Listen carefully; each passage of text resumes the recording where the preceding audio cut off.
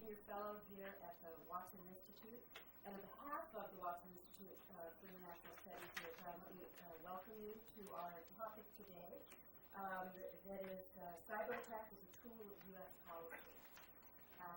Cyberattacks, cyber intrusions, and even cyber warfare seem to be in the headlines on almost a daily basis nowadays. The December attack on Google and other American companies have really, as an organized campaign by the Chinese government, has really propelled the issue to the forefront of the security policy discussions, and hence one of the reasons we're talking about this topic today. Indeed, when Dennis Blair, who's the Director of National Intelligence, testified on the threat assessment for this year before the Congress, the very first issue that he raised was the far-reaching impact of the cyber threat. But long before these issues became the topics of the headline, there were individuals who were laboring in the vineyards to understand them and to develop policies to try to deal with issues of cybersecurity. And we are very fortunate to have one of those people here today, Herbert S. He's a true expert in the field. He is the Chief Scientist at the Computer Science and Telecommunications Board at the National Research Council, more commonly referred to as National Academy of Science, his team group. He has been involved in numerous studies over the years, from the future of computer study, computer science in 1991, to issues of cryptography in 1996, to other aspects of information technology, including the issues of the kids on the internet and even electronic voting. In 2007, Herb led towards a safer and more secure cyberspace. And last year was really a seminal study. I recommend it to all of you who have not taken a look at it. It is Technology Policy, Law, and Ethics regarding the U.S. acquisition and use of cyber attack capabilities.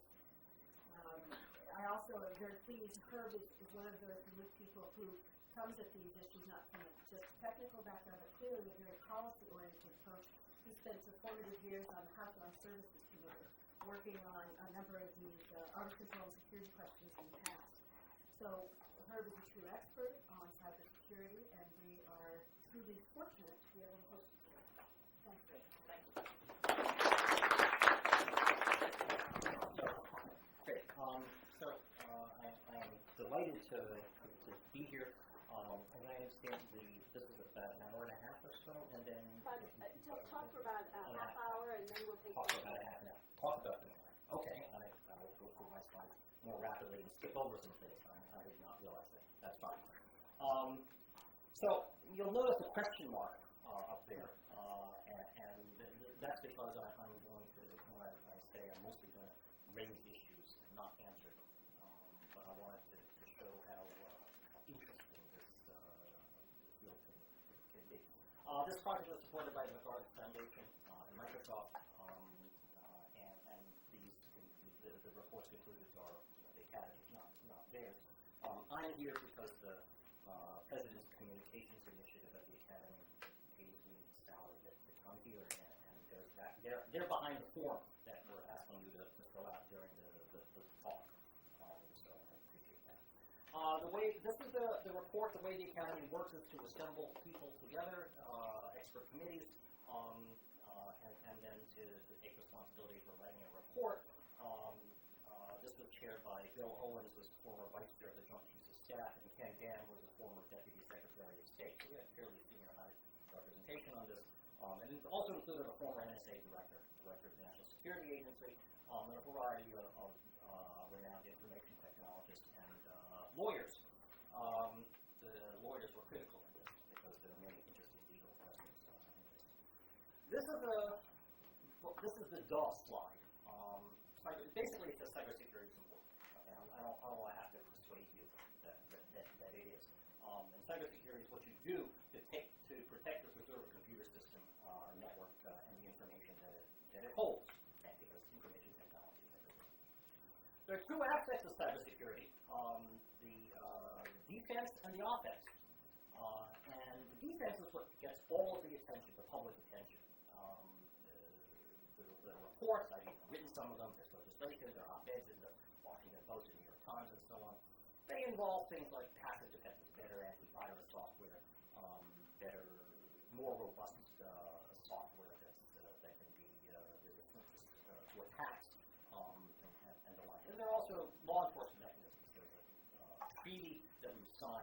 28 nations around the world that pledges cooperation in investigating cybercrime. Notably, China and Russia are not signatories to that. There's a very good cybercrime unit at the FBI. 15 years ago, the FBI had no idea what the internet was, but now it's pretty good. On the other hand, the offensive side of cybersecurity is generally classified subject, and much of it is classified at the highest levels. Now, I assure you that if this report had been submitted for a classification review, it would still be undergoing review right now. There are two dimensions that I want to talk about the offense. The first is cyberattack, and the second is exploitation. Attack is what we define as actions taken to do bad things, to damage, destroy, to disrupt, degrade adversary information technology or the information inside it. Exploitation, by contrast, is getting the information out. In the best of all possible worlds, very quietly so the other guy never knows you've done it. In the public discussion, these two are completely conflated. Everything counts as a cyber attack. So when people steal information from you through a computer, they say that's a cyber attack. Just be aware of that when you read public documents, public press articles, and so on. And you can undertake these offensive cyber operations for defensive and offensive purposes. That is, when you talk about offensive operations, it refers to the effect, not the purpose. And that distinction becomes clear important later. Here are some basic facts about offensive cyber operations. That they can be taken. Okay, so you can take an offensive operation, for example, a cyber attack, to unilaterally. Okay, so there's a report that we're going to go after the Iranian nuclear computers. That is the networks used by the Iranian nuclear scientists. You can also imagine a cyber attack that the U.S. government conducts in order to prevent an attack from coming in, or to disrupt an attack in progress. That's sort of offense and for defensive purposes. There are technical operations. We talked about that yesterday in John's talk. The stuff that you can do over the internet, sort of loosely speaking. And then there's the close access. If anybody here has ever bought a mail order computer, how do you know that somebody didn't open it up on the loading dock and swap out a chip? And if you use antivirus software, how do you know that the antivirus software detects everything that might be bad?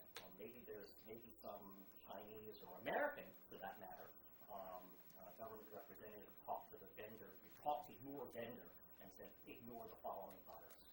So, those sorts of things are possible and may or may not be happening. Only you have no way of knowing that.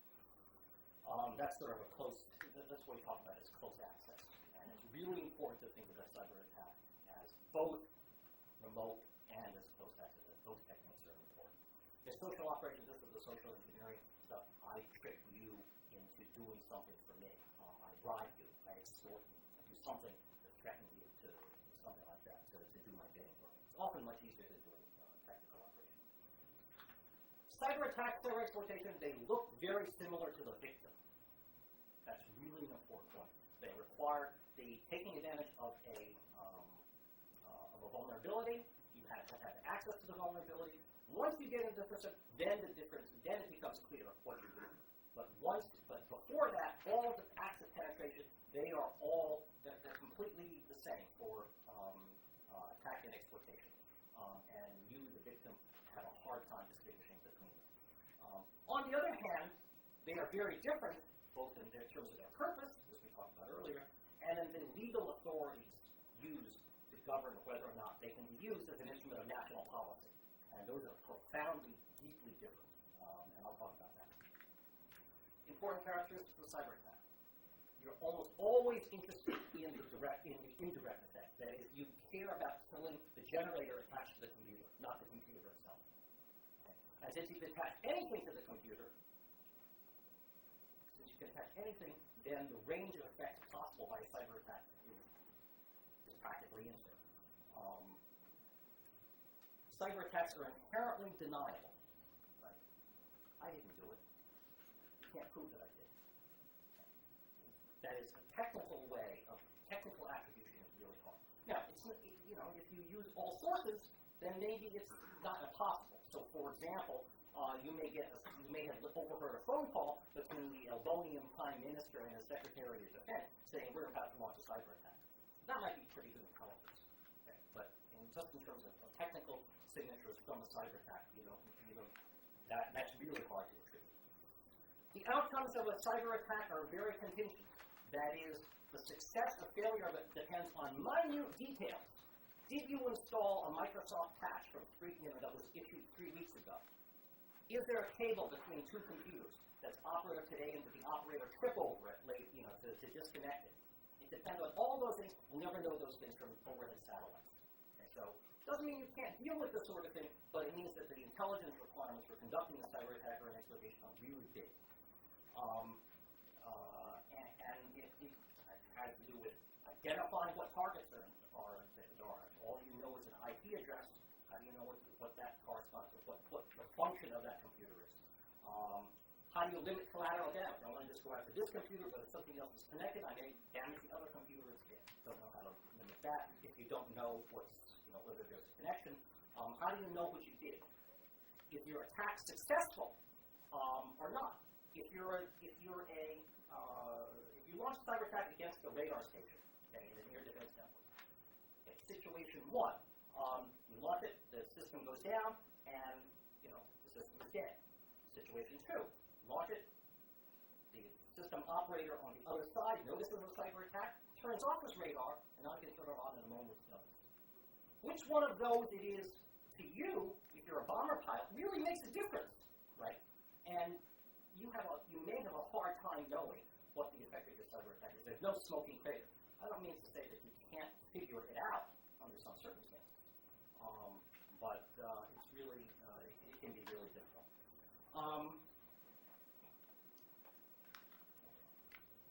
So strong connection to good intelligence.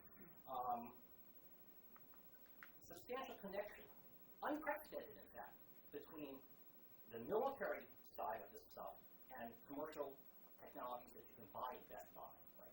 And commercial infrastructure. I want to talk a little bit about U.S. national security policy today. The U.S. has said publicly in its military publication that it wants dominance in the cyber domain. Okay? That's the statement which we can do anything we want, and the bad guys can't do anything that they want. Okay? Nice if you can have it, okay? But this is the goal. Okay? This is official. The department is sort of moving away from that. Now it talks about superiority instead of dominance, but that's still current policy.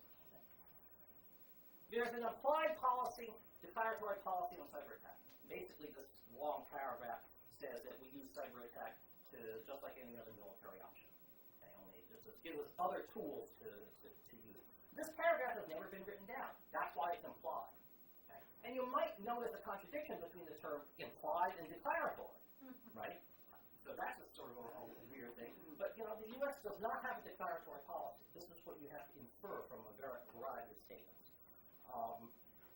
The logical mind can think that cyber attack is better suited for early use rather than in an ongoing war for a variety of reasons, in particular because there's time to collect intelligence before war starts.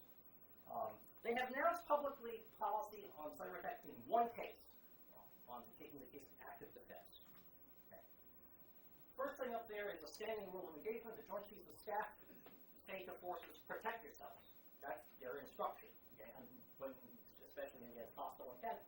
The Strategic Command, U.S. Strategic Command, asserts the authority to conduct an active threat neutralization, a computer network defense CNDRA, response action, to neutralize an incoming attack, okay, while it's happening, if that attack compromises mission performance. So this is their way of saying we're allowed to fire back in cyberspace if we're under attack. Okay. And just note that the only criteria for that is compromising mission performance. It doesn't take into account diplomacy, diplomatic considerations, political considerations, nothing else. Okay. And whether that's a good idea, that's an interesting question. Also, the Air Force is on record as seeking automated response capabilities. That is, no human in the loop. You see an attack coming in, you test it against certain predetermined conditions, you formulate some rules of engagement that are pre-programmed, and then if all the conditions met, you fire back. No human in the loop. Okay. Is that a good thing? The intelligence community has responsibility for exploitation, intelligence gathering, and covert action.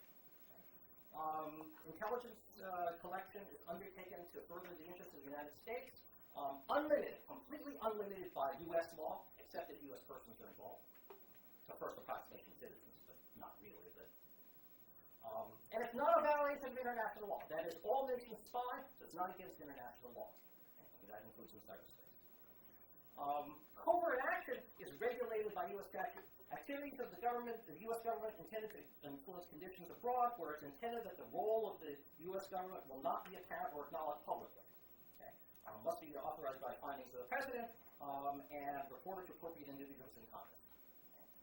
Note the very strong alignment between the technical characteristics of cyberattack and the plausible deniability requirement. Just for thing. Here are some applications of cyberattacks, some military, some covert action. I am not advocating any of these, just so you understand that, okay? I'm not advocating any of these. These are illustrative, okay? Suppression of adversary air defenses, influencing the outcome of a foreign election.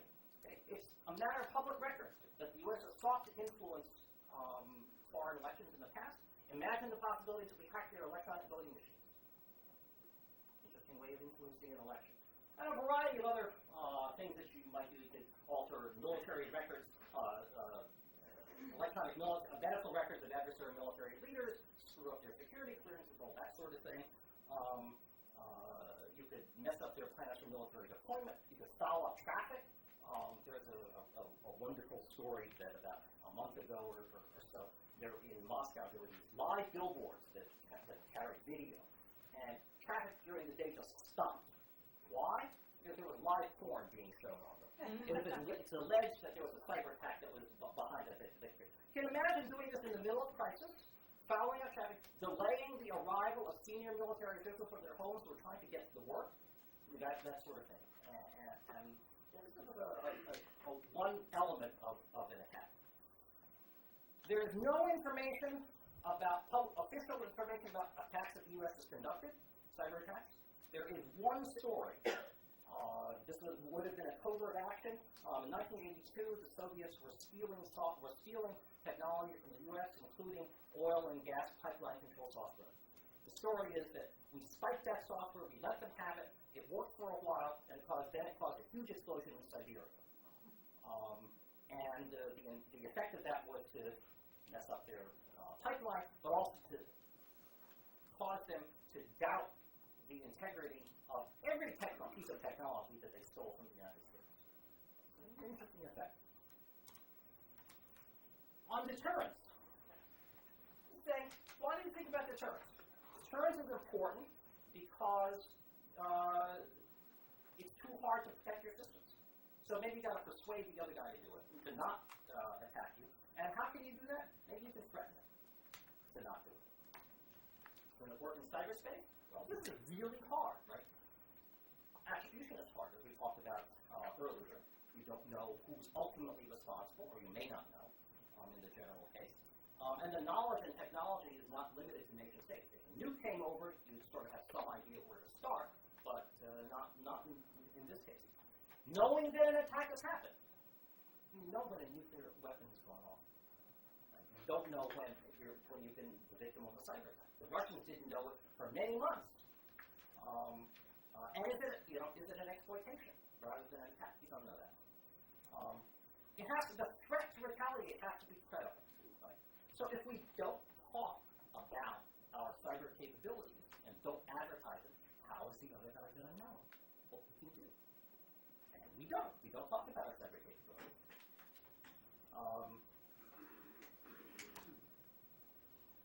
Escalation. You want to make sure that you don't escalate. How do you prevent the other guy from escalating? How do you not escalate yourself?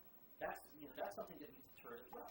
You get unintended escalation when operational actions at the bottom are taken that are not visible to the guys at the top.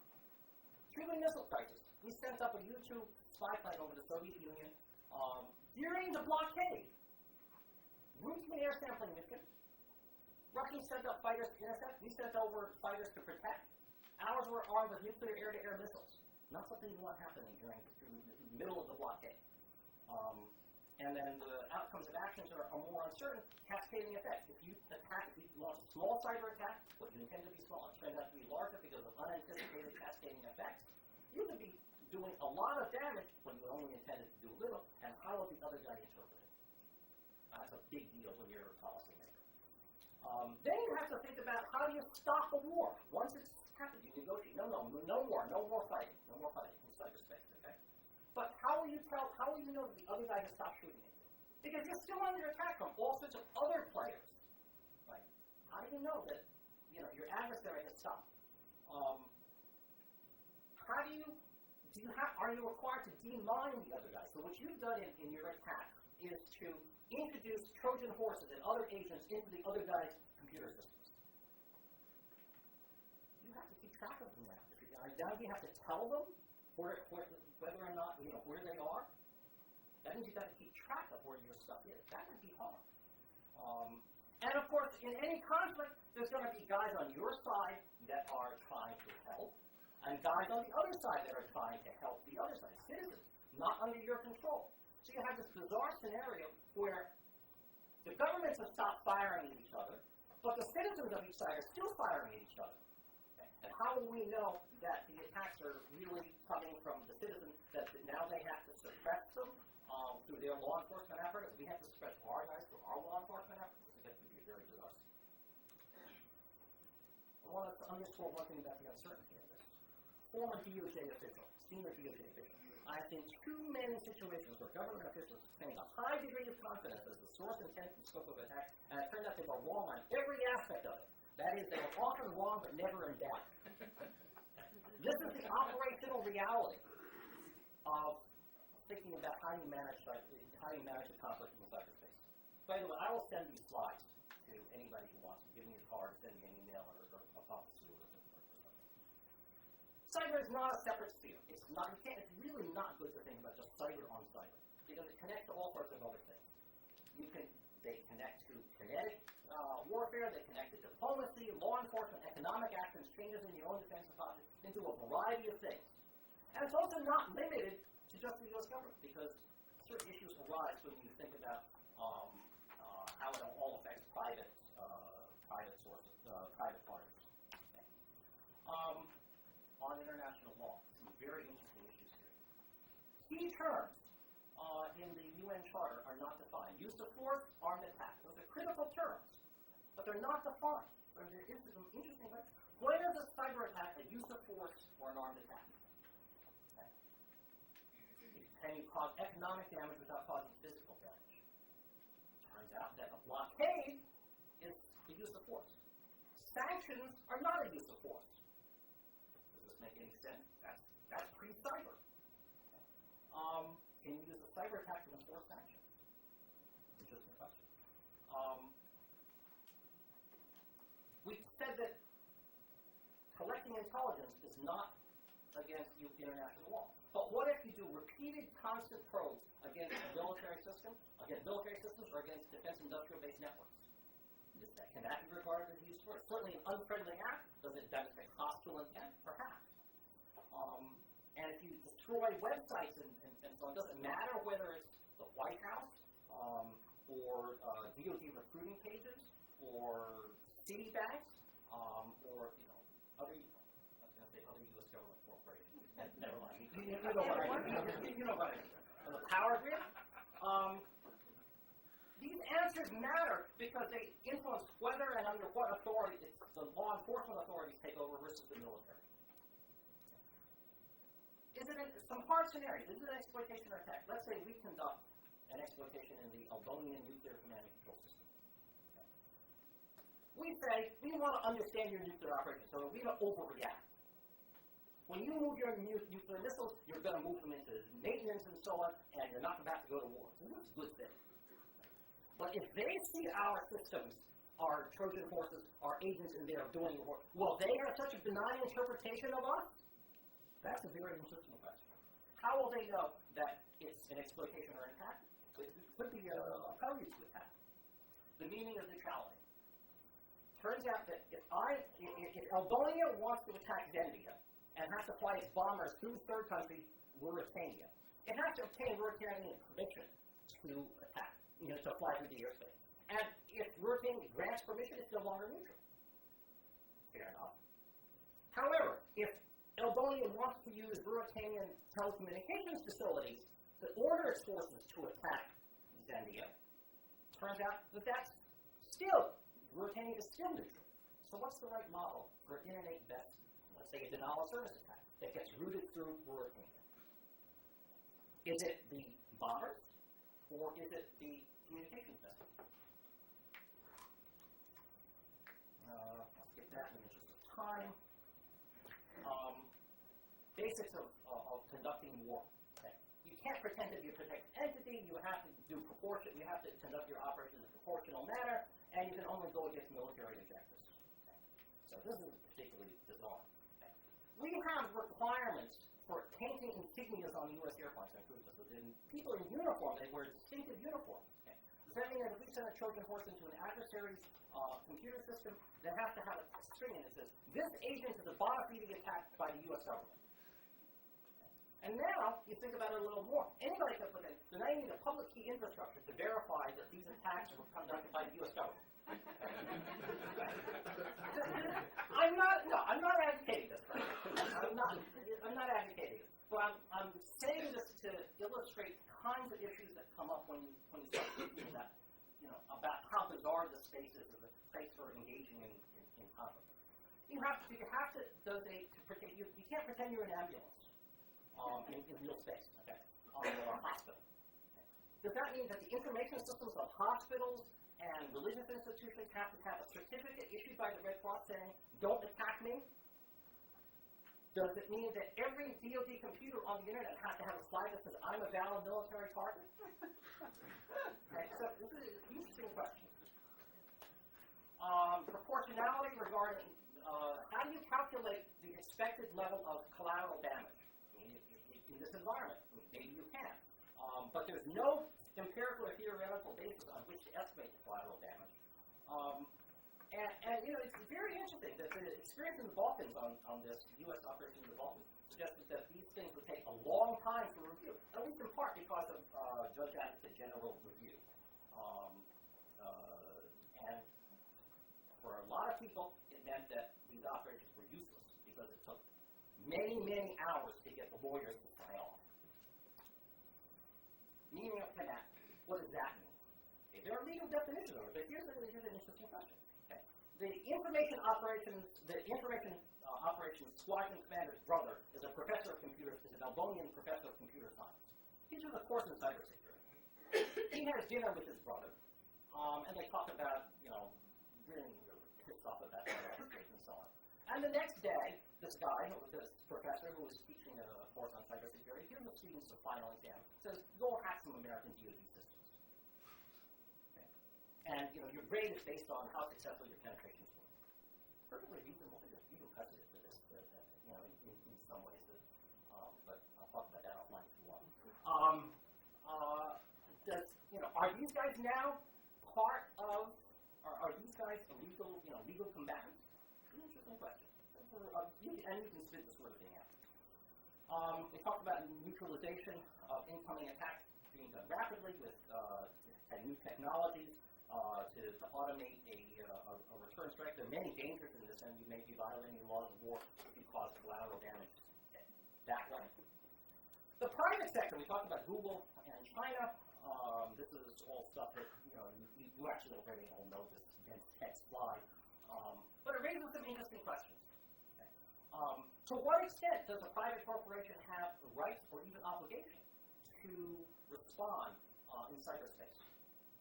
That's an interesting question. Can they conduct their own forensic investigation? Can they do hackback? Under current law, the answer is no. Okay. Should they be allowed to? That's an interesting question. We, as a nation, we haven't addressed that in all detail. Certain cyber attacks undertaken by the U.S. may require cooperation with the private sector. That's an interesting question too. Okay. So we encourage ISPs, internet service providers, to not, to detect an attack in progress and shut it down. So we want to launch a cyber attack. We go to our ISP and say, the next one you see in the next 10 minutes is legitimate. Don't shut it down. How are we going to maintain that kind of operational security? That's going to be an interesting question.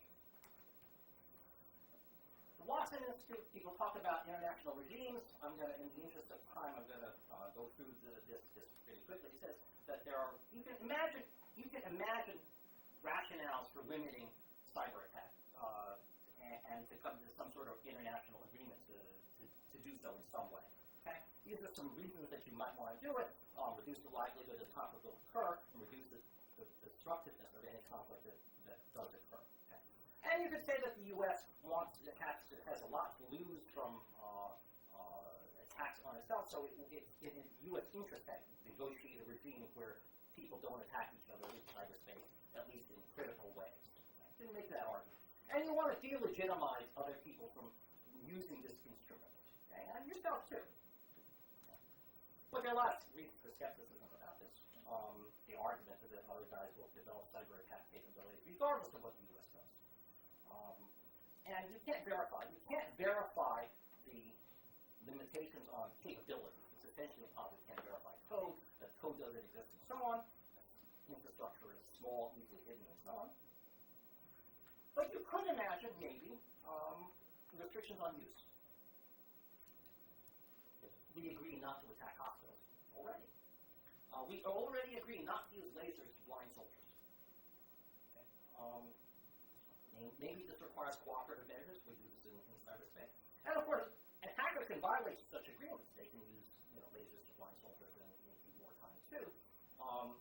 Compliance isn't assured, but these things they could be useful anyway. They can inhibit training that calls for violation. It can help create international norms to say, no, this isn't legitimate, and so on. So there are possibilities. Many complicating factors, right? How do you, in cyberspace, what's the difference between an exploit, an attack, and an exploit? Misinterpretation of some action. Non-state actors are not constrained, right, in any meaningful way here. The technology is everywhere. Private sector is intimately involved in all of this stuff, and of course the attribution can deny and do it. So there are many complicating factors. Maybe there are things you can do. These are some possible ideas. We do things like have hotlines and notify the other side if other people if we're about to launch a ballistic missile. Maybe there are collateral agreements that you can take up for cyber. Prompt investigation of cyber attacks that come from your territory, for example. Broad observations and issues. I hope I persuaded you that there's some interesting questions here.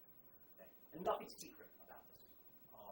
And I thought secrecy is really a bad thing in this field. It's something you want to be secret, but not the sorts of things that at the level that we're talking about. Dominance in cyberspace, not possible, right? Dominance is not in the cards. Everybody has the technology, everybody has the knowledge, and we're going to be vulnerable for the foreseeable future. Talked about command and control a little bit. This is the sort of technology that you really need to keep strong tabs on. Somebody very senior has to really know in detail what's going on at the bottom. And by the way, if the guys at the top don't know anything except what their staff is telling them, they're going to be in big trouble. Okay? So this is one of those things where some real knowledge about the subject is important. People talk about nuclear conflict as an analogy for cyber. Many superficially obvious connections, but really it's really bad thing for a variety of reasons. It's true that many of the same questions arise, but the answers are completely different. And that's a really important point. I think that some other people think that biological weapons are probably better. Bottom line, there's a serious study in this area. It's really needed as a national security issue. It's inherently in the interdisciplinary field. Brown is a great place to do it. Okay? This is a pitch that I was asked to make, and I really believe it. Brown is a great place to do this kind of interdisciplinary. Lots of unanswered questions and research opportunities in the scientific, technical, legal, policy spaces here. Includes social sciences, by the way, in a big way in when I say scientific and technical. Here's some ideas of this today. In the computer science field, okay? Being able to remotely geolocate a computer is an interesting problem. And you can think of interesting ways of doing it. And if you could do that, that would really help in certain situations, to know where an attacking computer was coming from, or was located at the time. Cyber equivalent of a lethal radius. If you have a bomb, okay, and you know that everything within a certain radius of it will be destroyed. You know the concept of lethal radius. What's the notion of a lethal radius in cyberspace? I have no idea, but whatever the answer is, not measured in meters. Right? Psychology is important here. Cyber attacks attack confidence, as well as real systems. What's the impact of that? Decision making under high uncertainty. Laws of war. Do we redo regimes? Can we reinterpret the old regimes? Diplomacy. How can you structure agreements to promote good behavior? We at the Academy are seeking contributed papers on cyber deterrence. We'll give you a kilobuck if you come up with a good paper, okay? On this question of cyber deterrence, persuading adversaries to refrain from launching serious cyber attacks in the U.S. There's a website there. The final papers on this are due on July 9th. If we think you have a great paper, we'll give you a kilobuck and we'll publish it. And you get a fancy award certificate and so on. If you go to this website, you'll see the questions we're interested in. There are 50 questions of interest. You'll also see things like the deadlines for abstracts and so on. Those deadlines have passed, but we still have this over-the-transom option. And if you want to send an abstract to me, I'm willing to provide informal, non-binding, unofficial feedback on that to you. So that's my pitch, and maybe some of you will come up with some interesting ideas that we haven't thought of. So there, please fill out your pieces of paper in front of you and hand them in as you leave. But that's my pitch. Thank you.